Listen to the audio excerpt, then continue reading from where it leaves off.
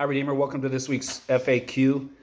Um, One of the things what I've been working through, just started last week, was answering the question, what does Donovan particularly do all week? We talked in general about what pastors do, and there's some commonalities, but depending on our role and job description, there's some different things. So some of you may be curious. You see some of the things I do are very public, like preaching or videos like this, but what am I literally doing all week with my time? So last week I talked about vision. So I've got my job description here, which I'm just going to work through.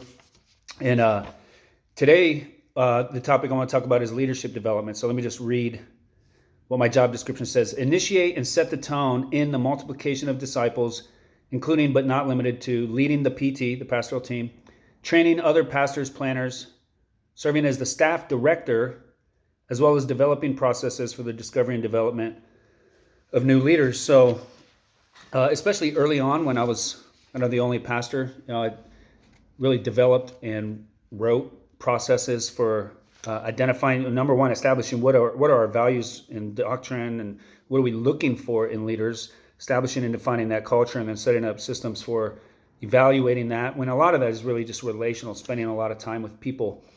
But there's also processes for training, and that has changed over time.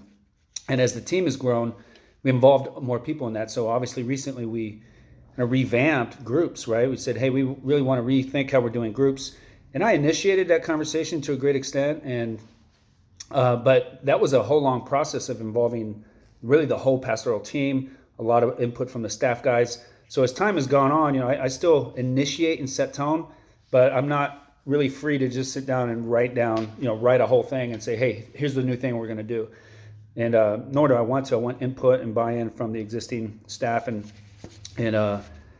pastors and that kind of thing. So that, because we want to see a development of leaders, right? The whole purpose of the pastors is to equip the saints for the work of the ministry. That means we're part of that and we have roles, but we're not the priests who have single access to God and then everyone just comes to us for religious services. The thing is, we want to see, identify, and equip and release not just leaders but members in ministry. And so we have to have systems for and plans and articulation of values and doctrine and culture and ways to screen and things like that. So that takes a lot of time, and then just meeting with people, as we are, one of these things says train other pastors and planters.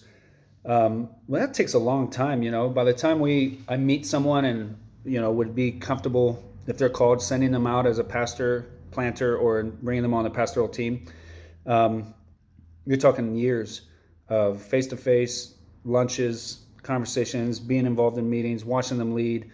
So I'm constantly doing that, meeting with people, watching, assessing, giving input, coaching, and things like that. So that's probably I do that a lot more than I preach. Preaching is maybe 6 hours of prep and then an hour or less of execution. I probably spend 20 plus hours face-to-face with people every week, potential leaders, existing leaders, just building those relationships and providing opportunity for coaching and development. So that's it, leadership development. Next week, teaching. All right, see you later.